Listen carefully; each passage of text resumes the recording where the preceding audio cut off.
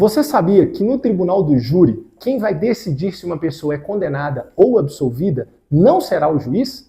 No tribunal do júri, quem decide sobre condenação ou absolvição serão os jurados. Os jurados são pessoas, como eu e você, cidadãos do povo, que decidem o futuro daquela causa. No vídeo de hoje eu vou te explicar, de maneira muito simples e direta, como funciona um julgamento no tribunal do júri. Meu nome é Thiago Pedrosa, eu sou advogado criminalista e atuo no tribunal do júri em todo o Brasil. E se você tem interesse em saber como funciona esse tema e também outros temas da área de direito criminal, siga aqui o meu canal, se inscreva, curta, comente e compartilhe com todos que querem saber mais sobre isso. O júri nada mais é, pessoal, do que um local, uma instituição, como nós nos referimos, em que serão julgados os crimes dolosos contra a vida. O que isso quer dizer? Sabe aqueles crimes como, por exemplo, o homicídio, a tentativa de homicídio, o infanticídio, a indução, a instigação ou o induzimento ao suicídio. Todos esses crimes dolosos contra a vida serão julgados pelo tribunal do júri, que fará o juízo daquela causa. O tribunal do júri, ele tem duas fases. Eu costumo falar que são como se fossem dois processos em um só. A fase do juízo sumariante, aquela em que se passa por uma avaliação do julgamento, que é feita não com os jurados, mas diretamente com o juiz, onde os réus serão ouvidos, ou o réu, as testemunhas, a vítima ou as vítimas, se forem casos, por exemplo, de tentativa ou de alguns outros crimes do tribunal do júri, vão ser avaliadas as provas e, ao final, o juiz vai decidir se aquele caso deve ir ao julgamento do plenário do tribunal do júri ou se não é um caso de crime doloso contra a vida, se houve, por exemplo, ali uma situação que exclui a competência do júri ou mesmo que seja um caso de absolvição sumária, por exemplo. Se esse caso for a júri, vamos para a segunda fase, que é a que nós chamamos de plenário do júri. Alguns já devem ter visto, nos filmes americanos principalmente, o funcionamento de um plenário do júri. Não é bem daquele jeito, mas eu vou te explicar melhor como funciona. Primeiro vamos entender as partes. Nós temos a defesa. Será o advogado criminalista que fará a defesa daquele ou daqueles que estiverem sendo acusados de um crime, por exemplo, de homicídio. Nós temos também o Ministério Público, que é a parte que faz a acusação, que vai para pedir a condenação, ou que pode até mudar de ideia no julgamento, embora seja raro. É possível que, no caso, tenha a figura do assistente de acusação. O assistente de acusação é também um advogado, contratado pela família da vítima, para que represente os interesses destes familiares e da própria vítima, para pedir, por exemplo, uma condenação.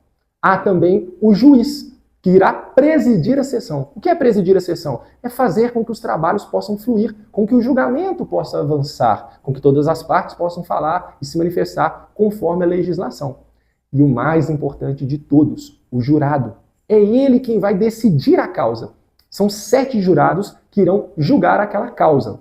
Eles são selecionados de maneira sorteada, às vezes com pessoas que se inscreveram lá no fórum, às vezes com cidadãos de uma comarca.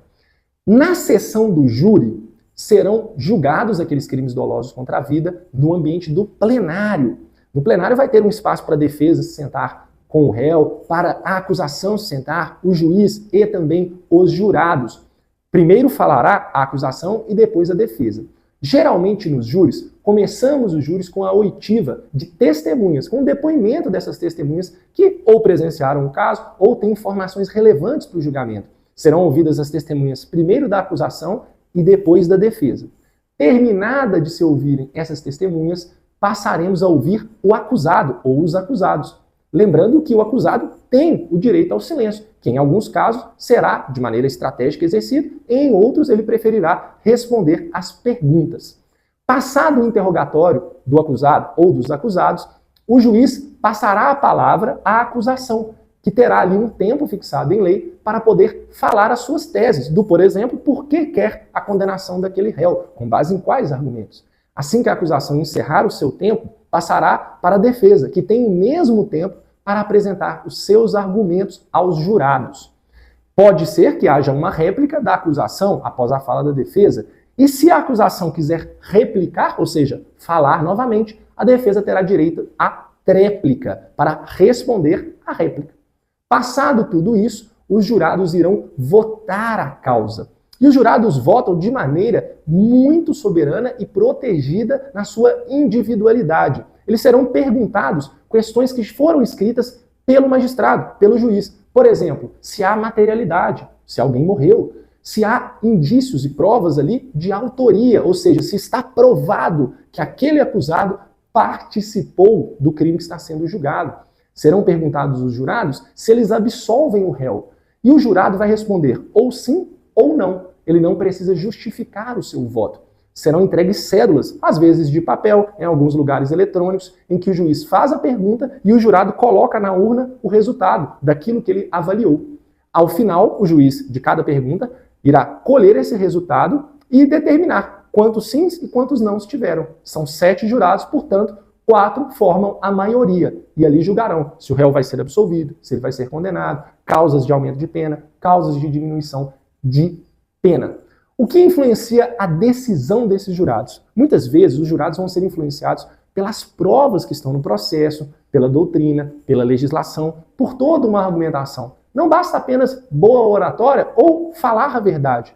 No júri, para além disso, para além de falar, é preciso provar. Os jurados vão analisar as perícias, os depoimentos das testemunhas, o conjunto de todas as provas, argumentos inclusive extrajurídicos para formarem a sua decisão.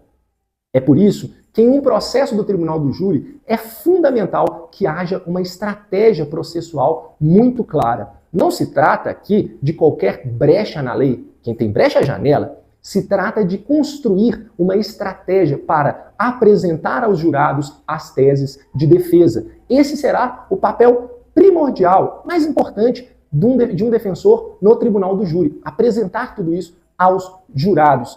Não se pode, por exemplo, cometer o que chamamos de pecados capitais no tribunal do júri, porque um pequeno erro, um pequeno descuido pode resultar em uma injustiça. E é contra isso que o advogado criminalista irá lutar. Se você conseguiu compreender aqui o que é o tribunal do júri, gostou desse vídeo, quer entender mais sobre a área criminal ou tem qualquer outra dúvida, eu te convido a se inscrever aqui no meu canal, mande uma mensagem, compartilhe, comente esse vídeo também e mande para outras pessoas que tenham interesse nesse conteúdo aqui. Então, até a próxima, aguardo você nos próximos vídeos.